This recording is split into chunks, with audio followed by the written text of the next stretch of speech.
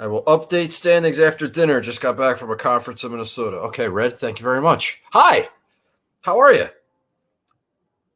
Mr. Jones saying nice things. All right. Anything from Rob Bolton here? Nobody cares. All right. Good. How are you? Hi, Mr. Jones. I apologize for my lateness. It's actually a miracle I'm on now. Be quite honest with you. I'm not prepared. I'm not even close to being prepared. We're just going to kind of wing it, and we're going to do a short show. But we have a lot to get to. So we could do all our pleasantries and all that crap. I don't know where Charlie is. I don't know if there's a game. I know there's playoffs shit going on. People are busy. I understand. But listen, it's complicated. I have a lot going on. I got a lot of things in my head. This golf thing is like secondary. And I can't pretend that I give a shit if I don't give a shit. On the flip side, I can't pretend like I don't care when I actually do. Hi, Steve. How are you? There's Red. Red, I got your message. Thanks for updating the standings whenever. No rush. All right, so we're doing a little raffle to get started. I got show and tell. We got a raffle. What are we going to do tonight? We're going to do the raffle, giving away $100 because John Rahm won, like I said he would. Kind of bullshit. It's going to cost me $100, but nevertheless, I knew that was going to happen. I planned for it, and here we are. So, going to raffle off $100. I'm going to do show and tell. I'm excited about that. I don't have any other quick announcement before I get to that stuff. I have Keegan, if you're watching, your trophy ball is still sitting on my kitchen table. Apologies. We had a little delay in the Nagel's Bagels shipping department. We hope to get that rectified tomorrow. It's packaged, ready to go. And P. Strother, who won last week, hopefully Gills will go out tomorrow too. We'll see. I got a busy day tomorrow. Got a little eye doctor's appointment to see if I'm a candidate for this laser surgery bullshit. And then I got to be poking around in my eyes for like 2 hours. And then I'm going to play golf.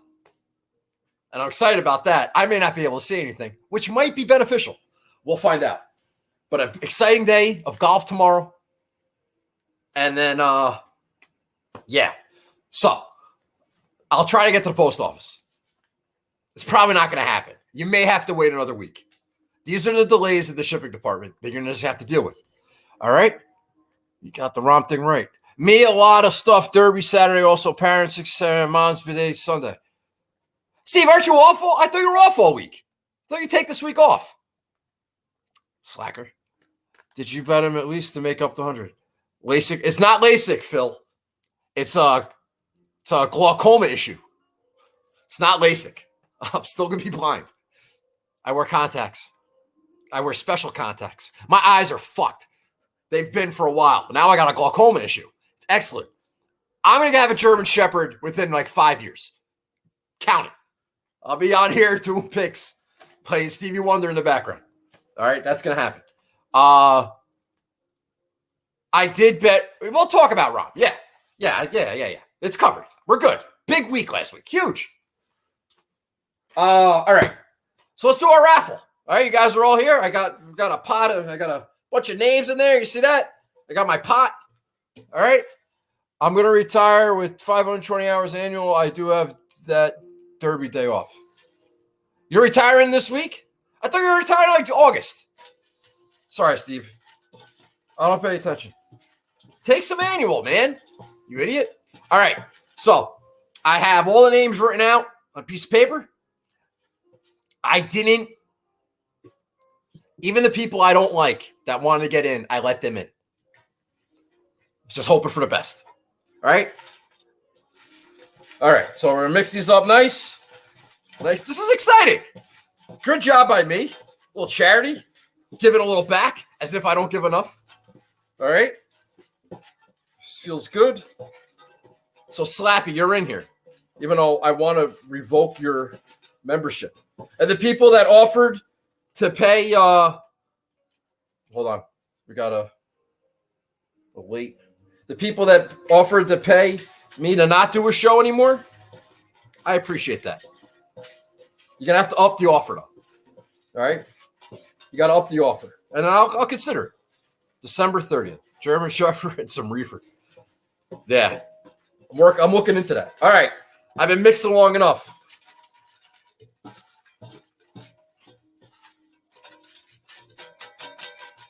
And, all right, I'm not going to look.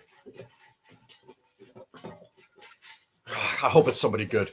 All right, here we go. Here we go. And the winner is Quinn Callahan, who I barely know. Quinn Callahan, congratulations. I owe you $100. So contact me as a, how you want me to send it to you. You want a $100 bill? Nice and crisp? You want me to PayPal you? You want a Venmo? You want Cash App? However you want it, Quinn. I think Quinn's like a late addition to the show. Who knows? We'll find out. Wow. I just pulled another name. Mr. Jones. Well, you came in second. You lose. If Quinn doesn't show up, Mr. Jones, I'll send you that Hyundai. All right, so congratulations to those guys. All right, we got show and tell. All right, let's make this all about me. Fake name, who I barely know. Fake name. It's not a fake name. The guy's on. Shut up. Don't be coming after me, the integrity of my contest. Huh? You guys are unfreaking believable. Ungrateful bastards. All right. So this box right here is from our good friend Charlie, who's not here doing roll call tonight. I need my cutter. Hold on. It's from my good friend Charlie, lives in the Boston area, and recently played at the Country Club of Boston, where I will be in June for a good old-fashioned national championship. So I am assuming that this is going to be something from the Country Club of Boston. I could be wrong. It might be a hat or another book that I still haven't opened up. All right. Now we have. Ooh, fancy. Yeah, look at that. Hey, it's a nice little fancy bag. It's got all the in gold, all the USAM, Women's Am, Walker Cup, Ryder Cup, U.S. Open, 1988 U.S. Open. I wonder who won. All right, let's see what we got in the bag. Yeah, that's what I'm talking about. We have ourselves. Hey, look at that nice little hat. All right, I might wear this tomorrow. Oh, look at that handsome fella right there. All right, I might wear this tomorrow. All right, we got a Charlie knows hits me right in the fucking sweet spot. Right in the sweet spot. Look at that. We got a nice little logo ball there. You see that? Yeah. Ooh. Another squirrel logo. Well, I'm wearing enough logos. I wonder if Jeff Feinberg mentioned that. All right, we got some ball markers. Definitely need that for all the times I'm on the green. All right. All right, a couple of ball markers in there. And then, look at this. Like, what a care package. My man, Charlie. There we go. Oh, this is sweet. XL? Well, it's a large. That's all right. I'll suck it in. I will suck it in. All right. Ooh, it's nice fabric. Oh, so shout out to Charlie. Charlie is elite. He's elite at everything he does. I appreciate that. Got some merch. Very exciting. So thanks to Charlie. Shout out to Charlie. All right.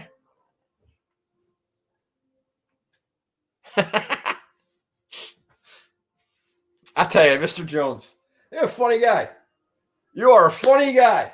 All right. I want to end this show so bad. You have no idea. All right. All right. So we did that. All right. So we did show and tell announcements.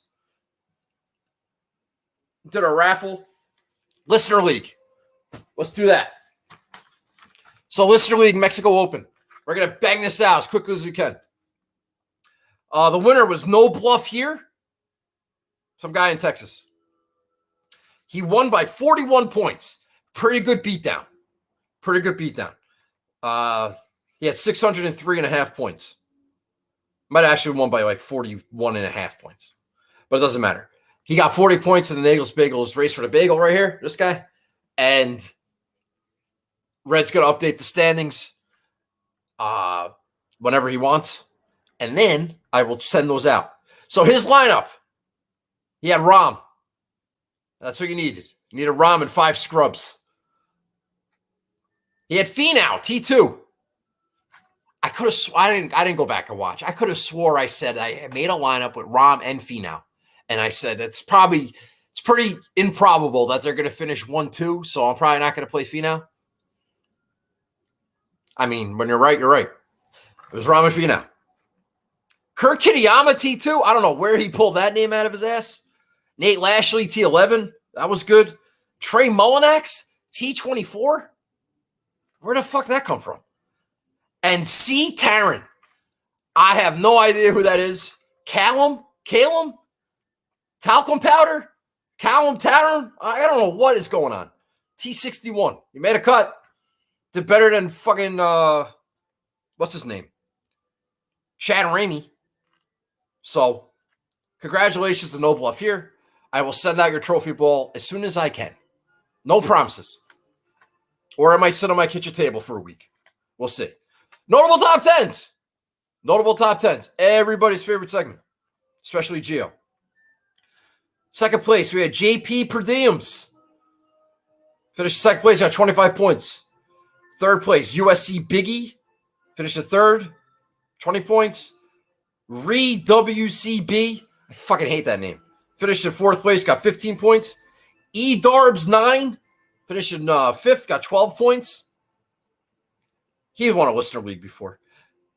Roll, Stevie Rowland, sixth place, got 9 points. Another new person. ETS 45, whoever you are, finished seventh place, got 7 points. Congratulations. Hey, got new names here. We got new names, new viewers, new players. Reach out. Say hello. Tell me something nice. Because I had the stupid raffle. Freaking cost me $100. I got like 2 new subscribers from this freaking thing. Everybody that entered, I already know is a subscriber, watched the show. The whole point of this whole freaking thing was to get more people. I got 9. It's costing me money.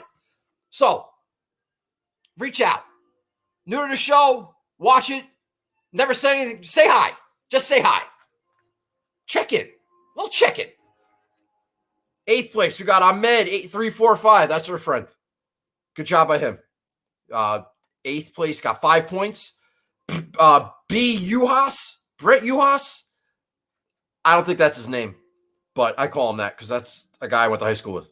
Finished in 9th place, got 3 points. And Myers 2305. Alex Myers? Maybe. Not likely. Finished in 10th place, got 1 point. Reach out. Say hello. You watched the show. You saw the replay. Something. All right. So congratulations on all notable top 10 winners. Moving on. So my lineup was good, considering. I only got 4 of 6 through. I could not have been more adamant that John Rahm was going to win. I don't care what anybody says, and fine. I don't get any credit. He's 3-1. He's supposed to win. I'm not a genius. Fine. You want to take that road, you just go ahead and take that road. I know nothing. Sure. Go with that. I had never been more sure about a fucking golf tournament in my life. That's easy to say now, but shame on John Rahm if he didn't win this week. And, Tony Finau missed so many putts. So did John Rahm. That tournament wasn't close. There wasn't a time from 2 under on Thursday that you thought he wasn't going to win that tournament. I never thought he wasn't going to win. It never happened. The thought never crossed my mind. That thing was fucking over the day the field was announced. So shame on you who didn't have him. You deserve to lose, and you did. So, all right. So, yeah, I had Rahm, but the whole point is trying to get 5 of 5. Trying to get 5 of 5. And I had some good picks. I was sitting pretty, man. I just thought we were on Chad Ramey watch. If we get Ramey through the cut, we're fucking golden. Everybody else was hovering in the top 10, the top 20, top 30. Just hovering, ready to make a move on the weekend. Anyway, I'm talking too much about me. Aaron Lahiri, T15. Awesome pick. I would have signed for that before the tournament. Nate Lashley, T11. Awesome pick. Would have signed for that. Adam Long, Duke guy. Forgot about that. T15. Would have signed for that. The Chad Ramey thing was very frustrating. This fucking guy. Now, what was he? Fifth in Puerto Rico. He won Punta Cana, passed Powell and Prince. Just need him to go 2-3 under on Friday. You know what the problem is, I think? No motivation. Guy already won, locked up his card. He's fine. He doesn't need to do anything. So he didn't. Totally fucked me. So, in hindsight, maybe Ramey wasn't the way to go. I got suckered in by that fifth and that win, and that's on me. That's my bad. Hand up. Chase Seifert came in making 3 cuts in a row. We've already well established that nobody can end the made cut streak quite like I can. His ownership should have deterred me. A 10% owned Chase Seifert, it's not that easy. It doesn't work like that. And even though he was sitting T25 on Thursday, don't you win on Thursdays, he managed to make 5 straight bogeys on the back nine on Friday to end up missing the cut by a lot. He was sitting right on the cut line and made 5 straight bogeys. Not ideal. So, joke's on me. Now, I happen to have Rom with, I said I'd tweet out. I was very confident Rom was going to win. So I was like, all right, how can I make this worthwhile? I don't want to put everything on 3-1. No, we got to get the juices flowing a little bit. So I said, I tweet out, anybody got like an NBA or a hockey game or something I could parlay with Rom? Who was that? My friend in not Kansas. Kevin Taylor? Yeah. He brings that tweet to the attention of young Kelly in Vegas. Kelly in Vegas gives me the Dallas Mavericks minus 150. I think it was game 1. They won by like 30. So then I had Rom at 7-1. Minus 150, Rom plus 350. Put them together, bang, 7-1. All right, so I had that. So I won some money on that. Covered my raffle. Shout out Quinn. And that felt good. But I got a little more greedy. Then somebody threw out, how about the Golden State Warriors to win the title? I'm like, oh, yeah. I like that. Looked it up. 17-1. So we got a little meat on the bone on that one. So now we're rooting for Golden State. Lost a tough one last night, but got the split. We're sitting pretty. We're fine. We're sweating nothing. I got Steph Curry. Got the best team in the league. I don't care what the record says. They're the best team in the league. See what happens. They're going to the finals. See what happens. So excited about that. And then make matters just because we're fucking degenerates and we just got to go for it all. Because we're never content with just take the win. No, we don't want the win. We want to win. So then I took the Warriors, Rom, and the Colorado Avalanche to win the cup. And that was like, I think 75-1, something like that. So I'm sitting on another 4 figures, just kind of waiting. So I'm excited, and we'll see what happens. So that was that. And if you watched the show last week, at the end of the show, I gave out a 4-leg, 3-ball parlay that I won. And I said, you know what? I feel kind of good about this. I said, if Gary Woodland could beat out Charles Howell, both the other ones were kind of like, I kind of like this. Worked out. Didn't really kind of sweated that like a little bit, but got some good action out. That was 45-1. I hit that. So I had a good day. I had a good day on Sunday, despite the fact that Rob won. Can't hurt me. I knew it was going to happen. The post game was hysterical. All the reaction makes me laugh. It's funny. A week after Xander wins, it's such a bullshit tournament. He can't win a real event. All that shit. Rom wins a bullshit tournament. Rom wins a non-real event. It's, Oh, oh, what a player. What a player. He's a big favorite, a lot of pressure, and boy, he got the job done. It is such horseshit. It's such horseshit. It's laughable. It's laughable. Rob played like shit. He should have won by 9. He couldn't hit a drive on the. He was bad. He was bad. And he still won. Why? Because he was playing against fucking 5th graders. So anyway, that was easy. All right. We're moving on? We're moving on. I'm not going to do top 20 recaps. I'm not going to do any other crap. Because we skipped over Mexico for 2 weeks. We're not going to go and do notable miscuts or winning lineup or anything else. So, all right, so let's talk about TPC Potomac. Cheers.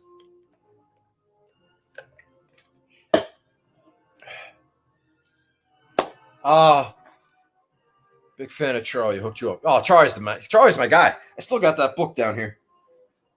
I'm looking forward to seeing Charlie at Brookline. Yeah. We don't have to talk about that. Mexico.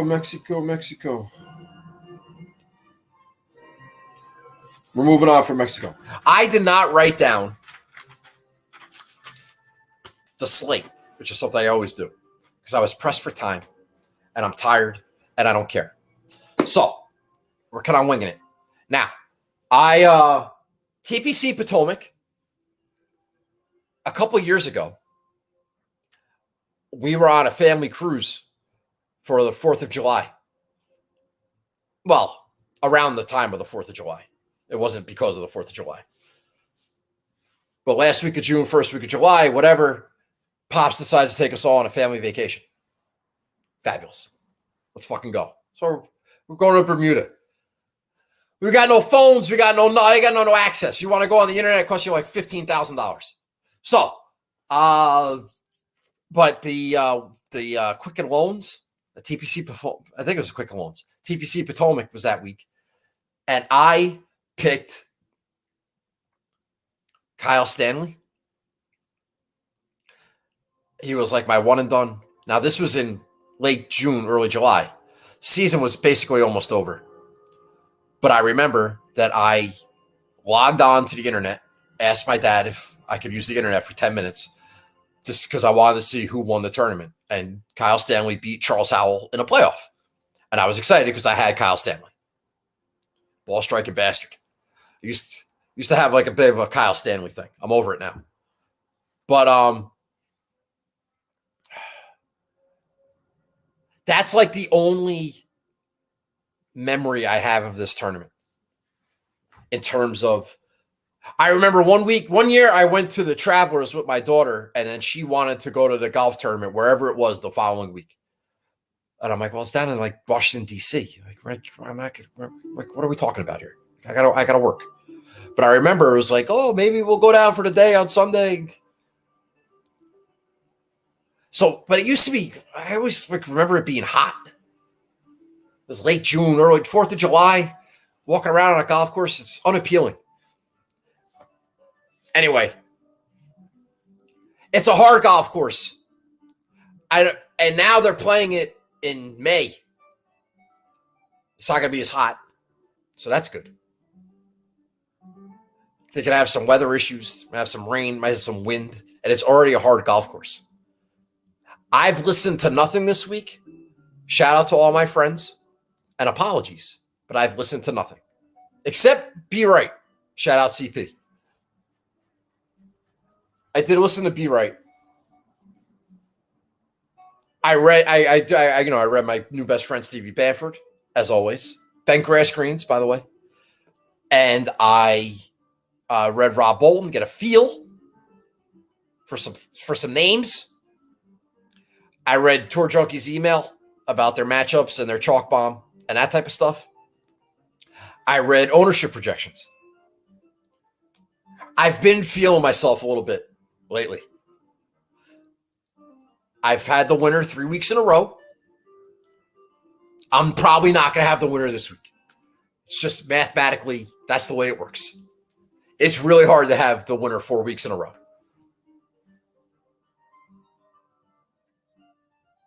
So that's kind of tempered my enthusiasm because I don't think there's any way that I'm going to win this week. Like I'm having a good run. Things are going well. Life is good. But I can't really pick a winner 4 weeks in a row, can I? Now, yeah, I know Rom doesn't count because it's 3-1. And I know Xander doesn't count because it's a bullshit team event. Jordan Spieth counts. Had that one.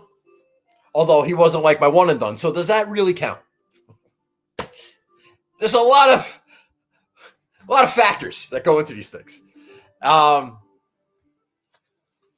Thanks, Steve. I appreciate that. From one gambler to another.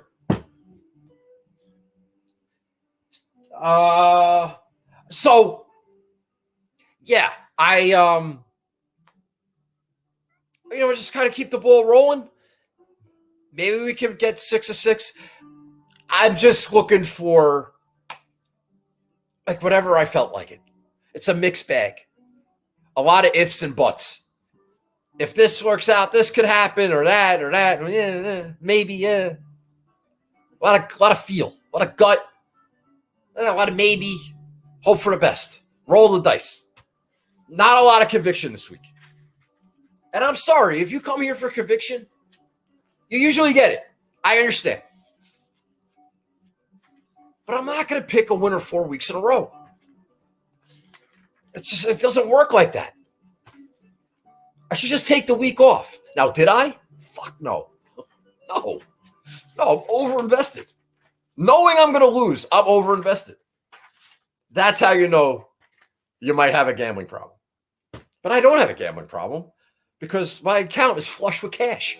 Therefore, I do not have a gambling problem. Isn't that how that works? Right. Okay.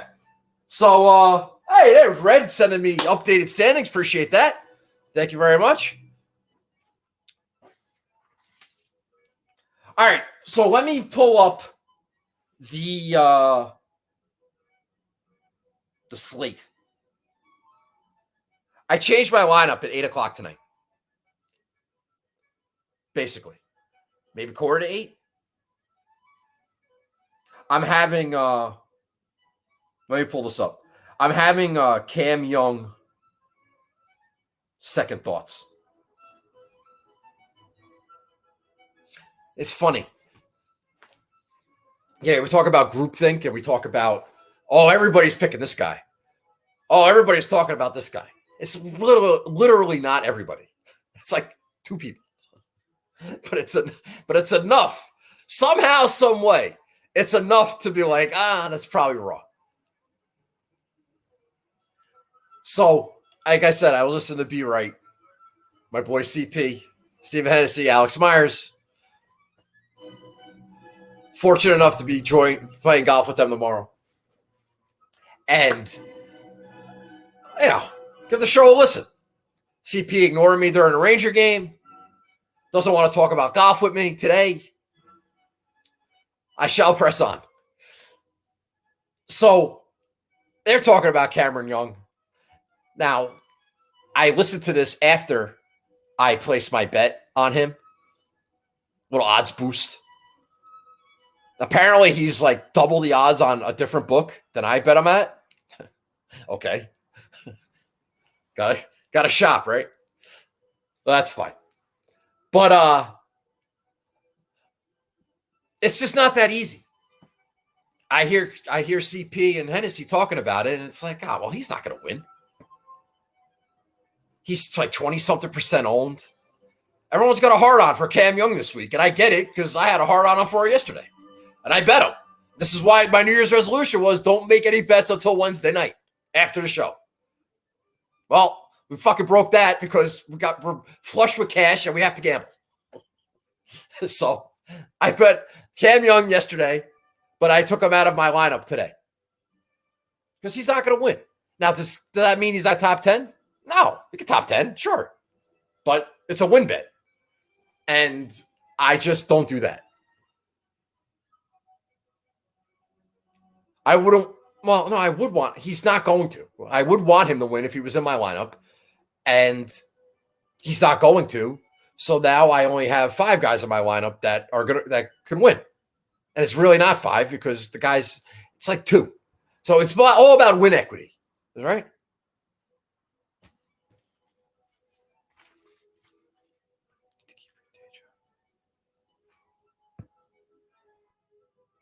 Screw you, Carter. Don't be hating on me because you didn't win. Your name's in there. Unbelievable. Just taking cheap shots.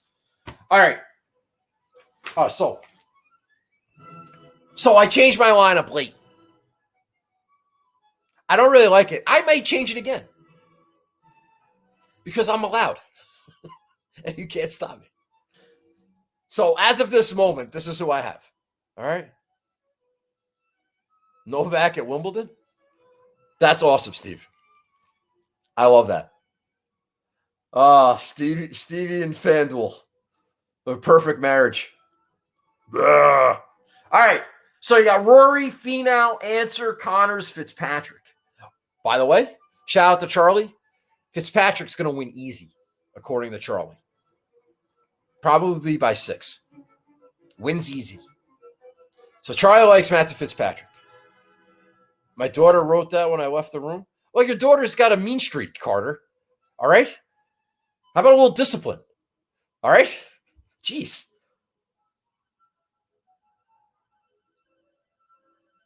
Unbelievable. How old's your daughter?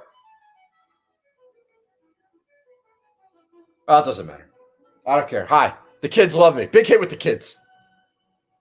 I did an unboxing video before. I should get points for that. All right. Doesn't matter. All right. So Charlie likes Fitzpatrick. The ownership, Corey Connors is like 30% owned. That should be all you need to know. And, we got small greens here. Might have some wind. It's not going to be dome golf. And if Corey Connors has to rely on a short game, I don't like it. Abe Answer, outside of the match play, hasn't had a top, 30 so far this year or in a long time. I mean, he didn't fire in Mexico. If he didn't fire in Mexico, why is he going to fire here? Finau hit the ball great last week. He missed a lot of putts. If you want to take that ride, go ahead. It's a roller coaster, up and down, and you might puke. And Rory McIlroy. Heard some whispers. Oh, this is just kind of like Rahm playing the Mexico Open last week. Fuck no, it's not. Fuck no, it's not. Rory's a sucker play, in my opinion. It's not Quail Hollow. He played well at the Masters. He hasn't played since. The PGA's in a couple weeks. And this is like a tune-up. This is not a get-right spot. This is not a business trip. This is not I haven't won in a while and there's nobody in this field. There's people in this field. There's enough people in this field. And we're going to talk about some of them. But there is not the discrepancy in talent that there was last week. That is a bad take. Bad take. I know you want to anoint Rahm as the greatest golfer of all time, but he beat nobody last week. There are some guys here. There are some guys. We had no guys last week. We had 5th graders. Carter's kid was in the field last week. So I don't like Rory. So I'm not playing anybody in the $10,000 range. Now, I heard that there's going to be some weather. I heard that it's hard. Short game might matter. You might have some small greens. And looking at the ownership and where the wind was blowing and what people were doing, Charlie likes Matthew Fitzpatrick. And I don't have his ownership. I guess I could look that up. But you got Corey Connors at 28% owned and $200 cheaper at $9,900. You got Terrell Hatton at 9% owned. So you guys come here for your game theory, right? There's some fucking game theory for you. 9% Terrell Hatton, 28% Corey Connors. Gee, I wonder what we should do. So I'm playing Terrell Hatton. Yes. Did he have a bad Masters? Yes. Hand up. He totally did. He had a pretty good Florida swing, and I got a hard golf course. I might have some wind. Got a lot of feeling like it might be like Valspar hard or Honda Classic hard or a lot of trouble, a lot of bullshit. Valspar, Honda, Bay Hill, like all those Florida golf courses. Throw some wind and weather into the mix. I don't know. It's a theory. Terrell Hatton's always good in Florida. Small greens. He was good at Heritage. They got small greens, scrambling, putting, whatever. I saw a decent finish on bent grass somewhere. So why not Terrell Hatton? Nobody's talking about him. No one's picking him. He's a top 20 player. Maybe not officially, but he's good. He's a good player. If Shane Larry was in this field, you all have a fucking hard on for Shane Larry. So play Terrell Hatton instead. The fuck's the difference? I don't know. That's my theory. I'm sticking to it. So that's that. That's Terrell Hatton. I don't know why people like Mark Leishman. I haven't seen Leishman on a leaderboard in months.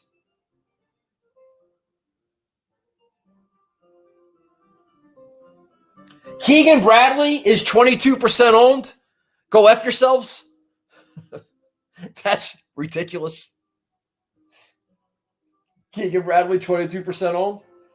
I'm going to go, and Russell Henley's also 22% owned. So good luck with all that. I'm going to take Gary Woodland.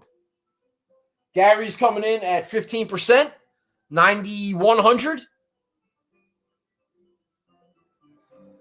15% high. I'll give you that. But if he's surrounded by guys that are 22%, I feel okay with it. Sorry, Steve. Steve, you just want my bet. Send me a text. I'll text you the names if you don't want to watch. I appreciate the support. Best of luck this week. But I like Hatton and I like Woodland. I got some long shots I can text you if you don't want to stick around. You old man ready for retirement. All right. I know I started late. I apologize. Hatton, Leishman, Keegan Bradley, Russell. It says Gary Woodland, 9,100. Also had a bad Masters, but he's top 25 in everywhere else, including all the Florida events. I can't really think of a good reason other than, well, he's been good, so he's probably due for some regression. Okay, so am I. So we're in this together, Gary Woodland. Let's just see if we can keep it going. Let's fuck the haters. Let's keep it going. And maybe we can, I can see Gary Woodland winning this thing. I think I have him as one of my one and dones. Possibly two. I'm running out of options in the one and done. This is despite the fact that the field sucks, this is a pretty high profile event money-wise. It's like 12th, 13th in the rankings. Just high. Well, if it was at Quail Hollow, you understand. So it's a kind of like a big time tourney, despite the fact there's nobody here. So I have Abe Answer as one of my one and dones. That's a strictly formulaic play. By the way, my regular lineup, my regular entry is actually starting to beat that one.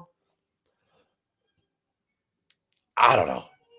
It's a bad system. Well, it's not a bad system. I'm not very consistent with it.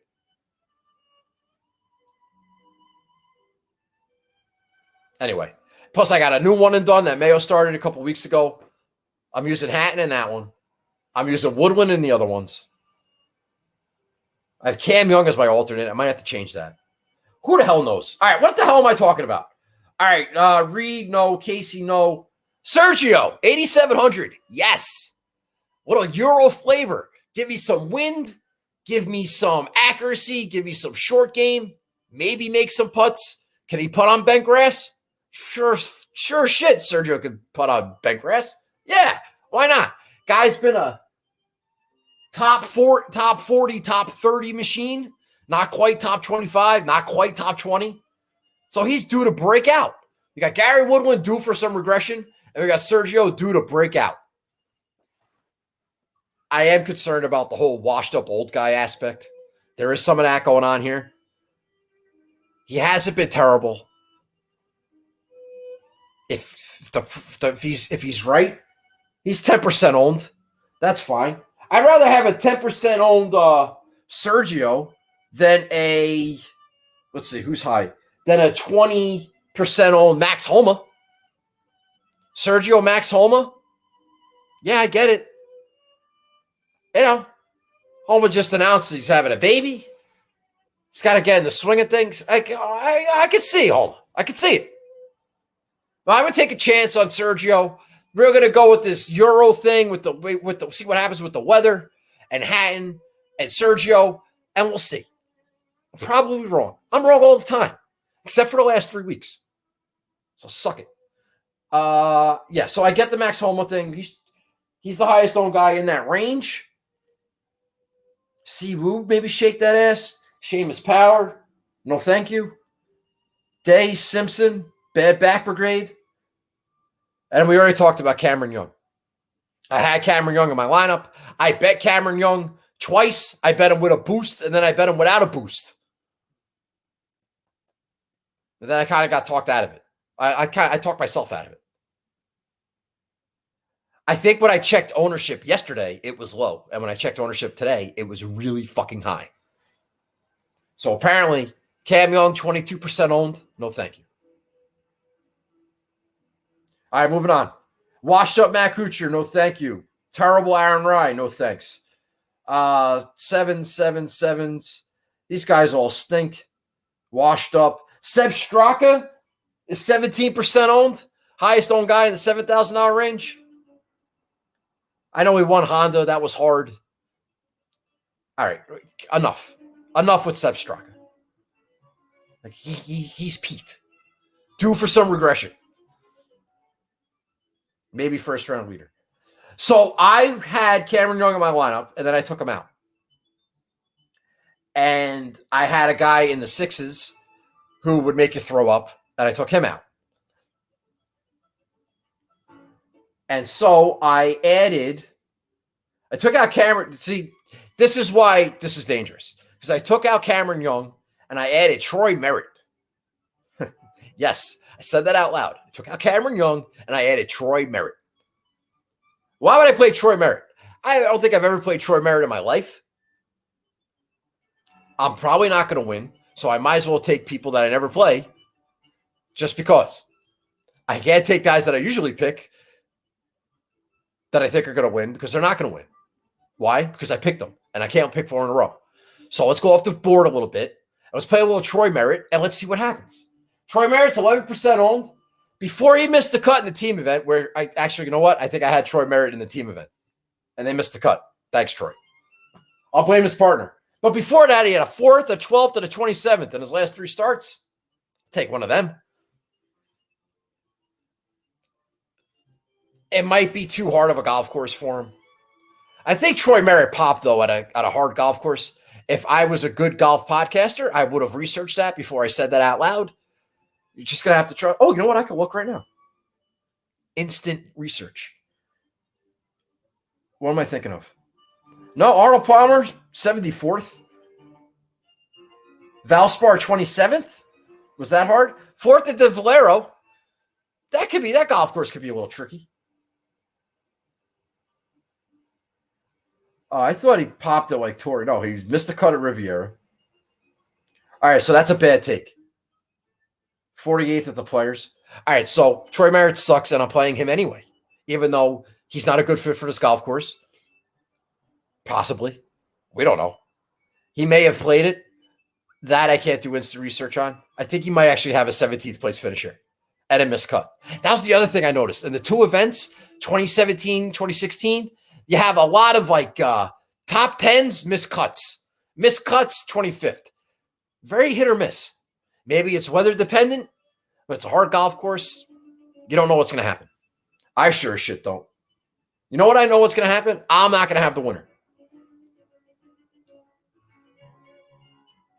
So I was decided between Troy Merritt and CT Pan. And then I took Cameron Young out, and I said, fuck it. I'm just going to play both. So I played CT Pan, who I know, screw you, Mr. Jones. Maybe I'll pick another name if Quinn doesn't claim his prize. So, yeah, I played CT Pan. I saw CT Pan's got his made the cut in 4 straight appearances. Now, I know what you're going to say. I know what you're thinking. It is a concern. Poor CT Pan, why am I doing this to him? Well, he was in a feature group that I was watching on Sunday because I was keeping an eye on I actually needed Adam Wong to beat CT Pan. And that got a little dicey when Adam Wong hit one into the drink on 14 and went like double. He went double and then bogey. And CT Pan, I think, made a birdie. And my lead went from 5 shots to 1 with 3 holes to play. And all of a sudden, my rocket chair parlay turned into a sweat. So I was watching Adam Wong on one screen and CT Pan on the other, I think. CT Pan was pretty good last week. He finished, 29th? 66, 70, 69, 71. Yeah. 48th, 41st, 42nd, 29th. All right. Percolate. 16th at the Honda Classic. 9th at Riviera. He might be regressing. Got a lot of good regression candidates this week. But he's 10% owned. He's made 4 cuts in a row. I mean, you have no idea where you're going to get at CT Pan. He won a Wyndham. That was a short golf course, par 70, I think. I don't know. Sounds good. So, why not? Again, CT Pan is 10% owned. Seb Straka 17. So why not? Why not CT Pan? Well, I took both, Mr. Jones, and enough out of you. Jesus Christ. Speaking as youth pastors. So how much money did I have left after I did that? I don't know. That's a good question. Let's look. Come on, Jeffrey. Oh, this is all jacked up. Let me look at my lineup here. Oh, I got $300 on the table. So I had $7,300 left. And I decided to play. I'm sorry. Let's try this again. I'm not going to tell you. It's a conundrum. It's a mystery. Who was that last guy? Is there anybody in the... I didn't go back to Lahiri. I don't have a good reason why. I didn't go back to Adam Long. Oh, maybe because I didn't have enough money. Maybe that's why I didn't go back to him. I didn't go back to Adam Long either. But I did go back to our friend Nate Lashley, who is coming in at 3% owned, which ownership does not make any sense whatsoever. Why is Nate Lashley 3% owned? Can anybody explain that to me? Because I don't know. Besides the fact that he sucks. You throw that out. Look at that. 27th at Valspar, 18th at Valero, 11th last week. Outside of his miscut at the Heritage, small greens, by the way. Guy's been a top 20 machine. Top 20s in, maybe not a machine, more of a device. Top 20s in four out of his last 6 events. That's got to be that's a W. That's a what the fuck situation. Why is he 3% owned at $7,000 in this field? I don't get it. So I'm playing him. I had Matt Wallace in my lineup. I did. I was going, we're going with that whole Euro theme, that bad weather. It's going to be a hard golf course. 7, 8 under might win this thing. I don't know. I'm speculating. But if he wins, if he's, he popped a little bit last week. Now, he's had a terrible season. I think he's had like 6, 7 missed cuts in a row. Finally made a cut last week. I heard my boy CP talking about it. He popped. I think he live bet him. Matt Wallace peeking his head out a little bit and ended up in dead fucking last. It's hard to do. But he did it. But maybe he's starting to come around. But it's not enough. It's not enough of a hunch.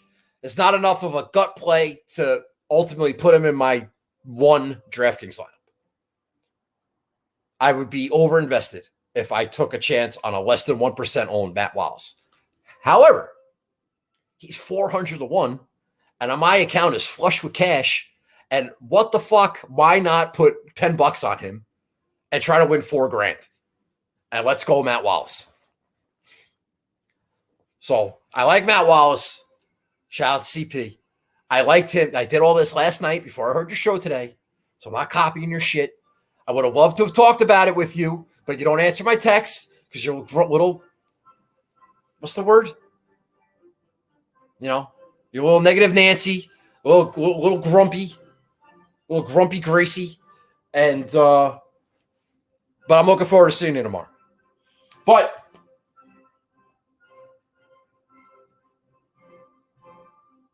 yeah, I have one more question before we go. Here's my question. I wrote it down. Can you read that? Who the fuck is Jacob Bridgman? 6,200, 10% owned.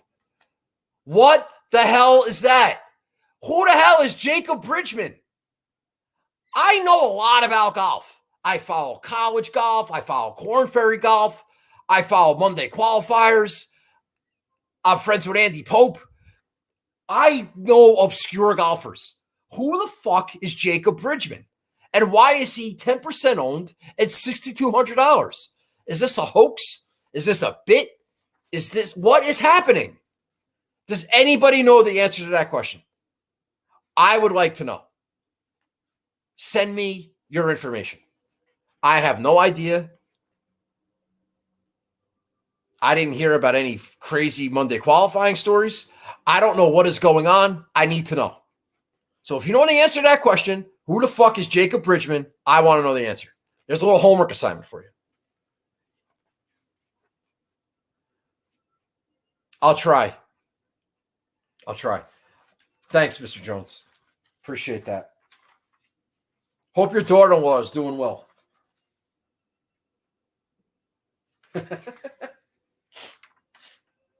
Good quote treat, Dano. Appreciate that. All right, I think I'm done. Thank God. Right? I have nothing written down here. Yeah. Hatton, Woodland, Sergio, Merritt, CT Pan, and Nate Lashley. So no Matt Wallace, though. See, that's the rub. With the no Cameron Young, you take Troy Merritt, but you get rid of Cameron Young. You get rid of Matt Wallace, and you hit you get Nate Lashley. So you want Cameron Young and Matt Wallace, or Nate Lashley and Troy Merritt? That's the trade.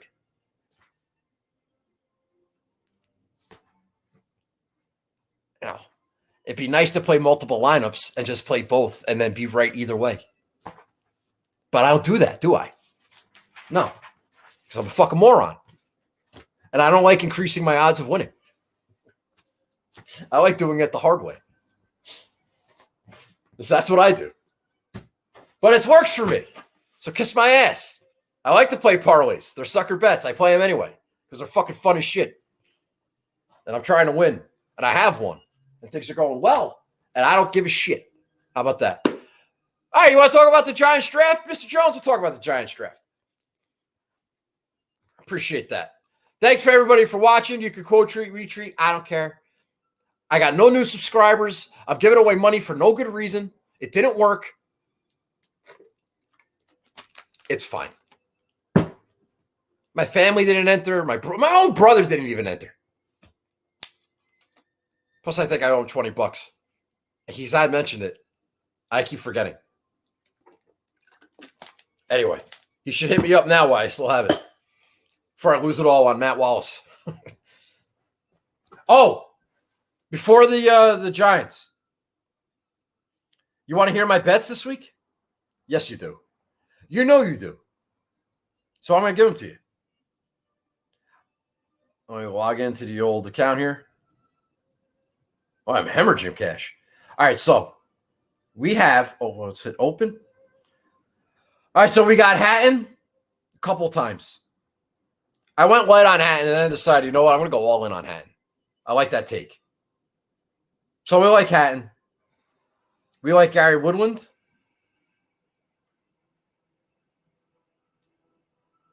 We got a little bit on Sergio. We got a little bit on CT Pan. We got $10 on Matt Wallace.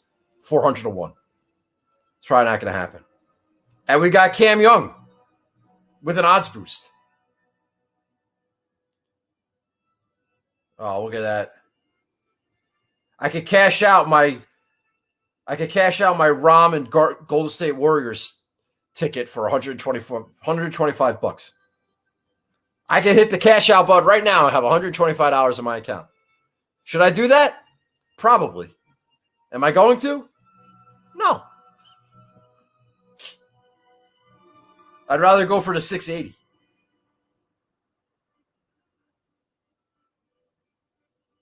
I got 76 to 1 on the Colorado Avalanche and the Warriors. All right, so we're keeping an eye on things. Cameron Young, Matt Wallace, CT Pan, Sergio. Okay. All right, so I got a 3-pick group parlay. I'm not going through all these names. That was 85 to 1. So let's see what happens there. That's Cameron Young, CT Pan, and Terrell Hatton. So even though I don't have Cameron Young in my DraftKings lineup, we are going to keep an eye on things. He can win. I'll be all right with that. Big money on him. CT Pan. Come on, he's got to beat Denny McCarthy, Dylan Fratelli. Is that Cameron Davis? Yeah, probably. And Matthias Schwab. Yeah, I'm probably going to lose that.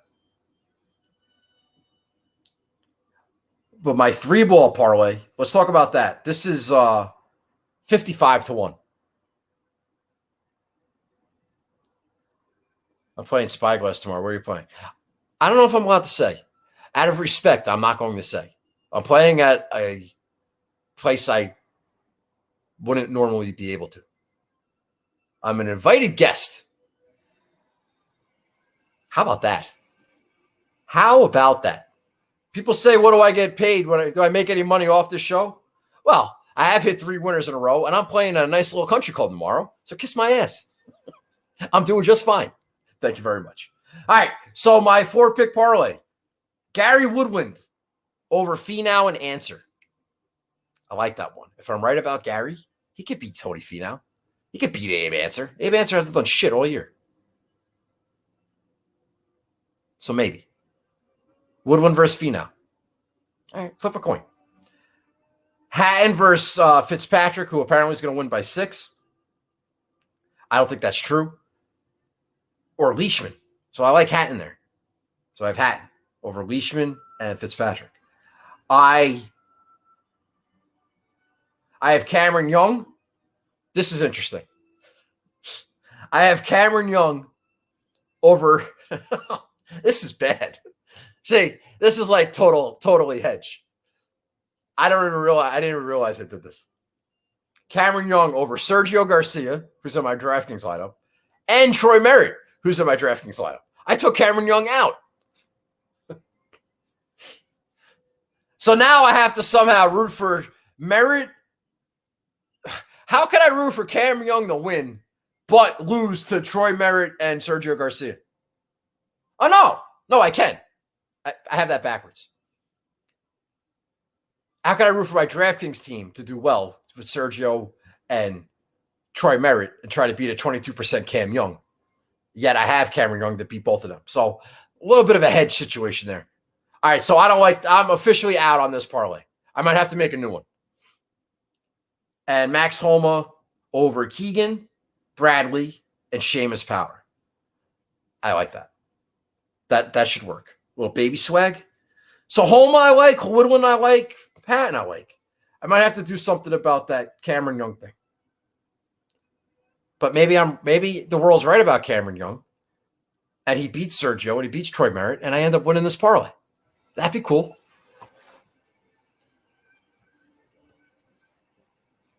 It can happen. I can middle this. I could totally middle this. So we'll see.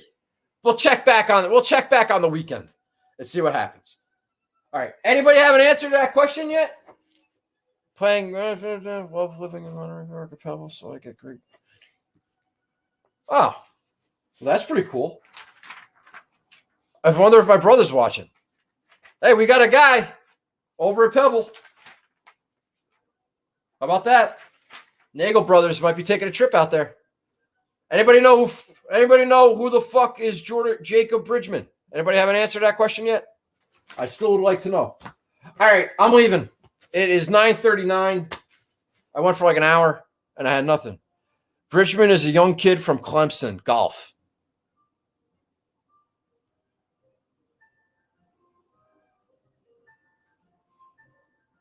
That doesn't make sense. Why is he 10% owned? Maybe he won a Corn Ferry event at this golf course. That's not enough. That's not enough. This isn't the next Victor Hovland we're talking about. I would have heard of him. That's just stupid. I don't care what anybody says. That's dumb. And yes, I'm calling you dumb. And I'm sorry, but it's dumb. Just because you do it doesn't mean it's not dumb. It's dumb. We all do dumb things all the time. I'm fucking playing Troy Merritt and CT Pan.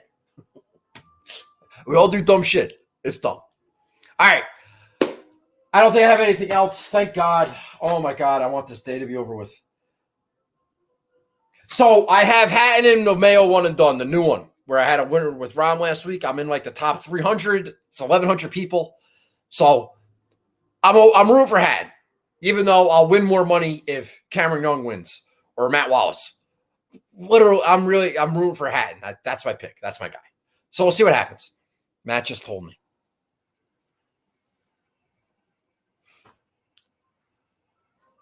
How is Matt? He doesn't talk to me anymore. I hope he's doing all right. He's a lovely young man. Beautiful wife and kids, the whole family. Big fan of the Jones clan.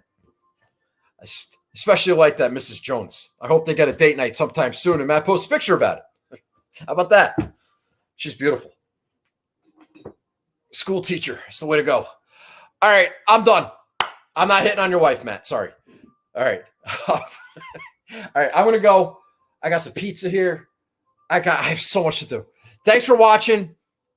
I'll see you next week. I don't think I'm going to be doing these Sunday recap shows anymore. I had a nice Sunday, and I just wasn't in the mood. If I have a bad Sunday, I'm not going to be in the mood. Nobody watches them anyway, so who gives a shit? I did an hour tonight without – it's not necessary. I'm going to try to do some other stuff coming up, and we'll see how that goes. All right? All right. All right? All right. Thanks, guys. Thanks for watching. Oh, the draft. Fuck. God, I can't get out of here. I was going to save this for my friend, Twitterless Steve, another Giant fan. Sure, the draft went fine. I did want Kayvon Thibodeau. I gave out an exclamated yes when they drafted him at 5. I was very happy about that. They needed a pass rusher. They got a pass rusher. And I like the upside and the trying to form an identity aspect of that. My only gripe, and I'm not very smart,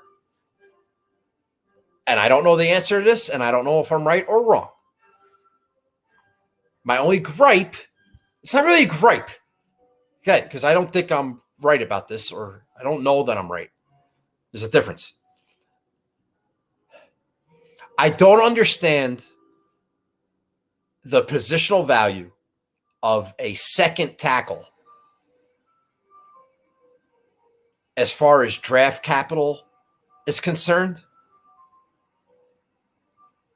I really would have liked it if they had taken, say, like a Kyle Hamilton, that's safety, out of Notre Dame, and put him in Wink Martindale's system and see what he could do, and maybe he's a Pro Bowl safety. In my opinion, it would be more valuable to have a Pro Bowl safety than a Pro Bowl right tackle on this team. I understand the value of and the importance of an offensive line. I understand the kid's probably can't miss. He's probably the best tackle in the draft. I get all that. Now, if they didn't have Andrew Thomas, then it would have been a no-brainer. But they do have Andrew Thomas. So we now have 2 tackles that we drafted in the top 10. And I don't know if that's smart. It could be smart. It could be really smart. And I might be an idiot. But I just don't know the answer to that question. If he is a Pro Bowl right tackle and Kyle Hamilton is a Pro Bowl safety, playing great in the Ravens, playing great for the Ravens. Because now, like, Giant fans are thinking, like, oh, Wink Martindale, the Ravens defense, oh, let's build like that. Let's get our Terrell Suggs. Let's get our Ed Reeds. Let's get our guys. Let's get some studs on defense. So let's do some shit. Let's tear shit up. Let's get back to Giant football. Yeah. So why are we putting so much value on a second tackle? Why couldn't we take a tackle later in the draft? Maybe get value there. Is it that important? Yeah, I know it's important. But if it were me, and this is probably why it's not me, that might have been the direction I would have gone in. But I understand it. They got a couple of guards. They got a receiver. They got some stuff. That's fine. My big concern now for the Giants is Saquon Barkley. I don't want him on the team. I think he's going to be nothing but a distraction, not in a negative way. I think he's going to be a distraction every time he makes a play. I think the Giants are boxing themselves in if they keep him on the team. Because if he, by any chance, has a decent year behind 2 great tackles now, the groundswell, the outcry to keep him and give him a contract is just going to grow. Because most Giant fans are idiots. And they don't know any better. And they're going to want to keep him because he's so good. And he's on my fantasy team. And he makes plays. And you need to have a running back. Because they're dumb. If they re-sign him, you might as well not have fired Gettleman. Because you didn't change anything. You didn't change a winning philosophy. You didn't change nothing if you re-sign him. And the only way you're going to re-sign him is if he has a better than decent year. And I have no confidence in the owner not signing him if he has a better than decent year. So by keeping him around, they're opening up the possibility. So they might be fucking themselves and they don't even know it. I have to think that they know it. I wish I had some reassurance that they're not going to re-sign him under any circumstance. That's what I want to see. They're not going to say that, though. Saquon didn't have a good enough year to hold out. I wish he would hold out. So then maybe they trade him. But he's the patron saint of football. So he's not going to hold out. So I'm worried about that. But if they re-sign him, we're back to 2018. It's not Joe Shane. It's the Maras, and we're fucked in perpetuity. And that sucks. You may think that I might be making too much of this. I'm telling you, I'm right. And now the Giant fans are or smart Giant fans are in a position where they have to watch the Giant games and hope Saquon doesn't do anything. And you know how that sucks. You're like rooting against your team. You don't want him to make big plays because every time he scores a touchdown, you're getting fucked a little bit more. The chances of fucker, it's like another drink. Give him another drink. There's a good chance you're getting fucked tonight. Give him another drink. It's bad. I'm telling you, it's bad. And it's April. And we already know. Maybe he gets hurt. It's a non-issue. But that's my concern for the Giants. Other than that, good progress. Pass rusher. Get back to our identity. That'd be fantastic. But it's just a black cloud hanging over the franchise, man. If they re-sign that, if they give him any money, they give him any type of contract that screws up their salary cap going forward or whatever, you have a Christian McCaffrey situation or Ezekiel Elliott situation or any fucking running back that got a second contract with a team and that team was fucked situation. It's like you can't be that historically stupid. You can't be. So that's my concern. All right. What about Danny Dimes then? He's done. No, we're moving on from him. I don't care. I'm not worried about that. He has this year.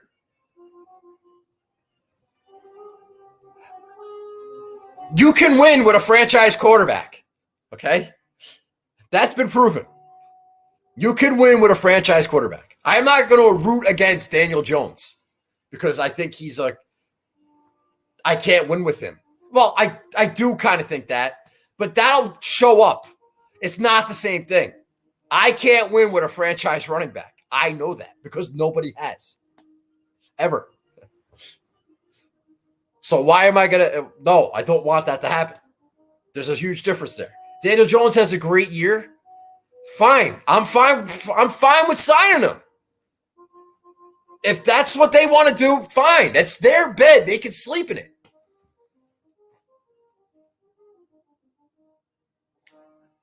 If Daniel Jones is good and gets a contract, good for him. And then we'll see what happens. Eli sucked for years before he got good. Okay? It's a fine line. I'm not comparing Daniel Jones to Eli. I'm just saying that did happen. Eli did suck for a couple of years before things started happening. I'm willing to give management the benefit of the doubt. If they want to sign him, that's a choice that they have to make. If he has a bad year, he's gone. If he has a good year, he might stay. Who knows? But if he has a good year this year, why couldn't he have a good year next year with another year in the same system and growing and developing with all these young players? It's possible. May not be likely, but it's possible.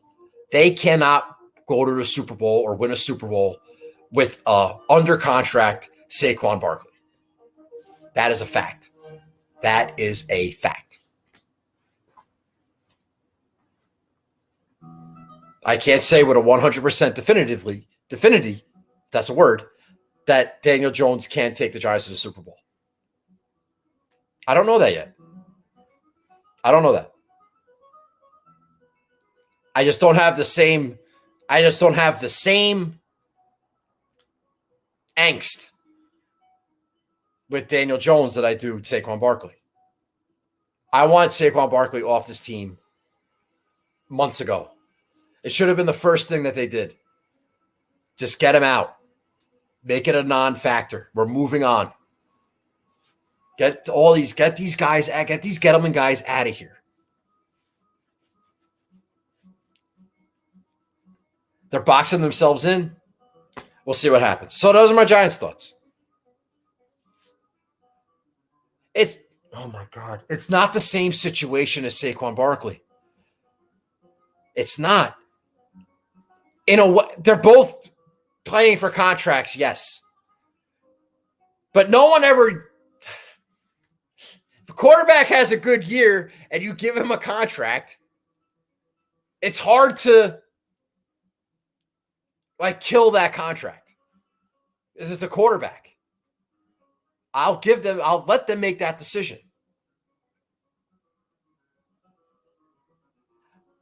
I mean, yeah, there are bad quarterbacks that get contracts. And you're just stuck with them. Yeah. That I get. You want to move on for Daniel Jones? Fine. Go ahead. He's playing this year. Whatever.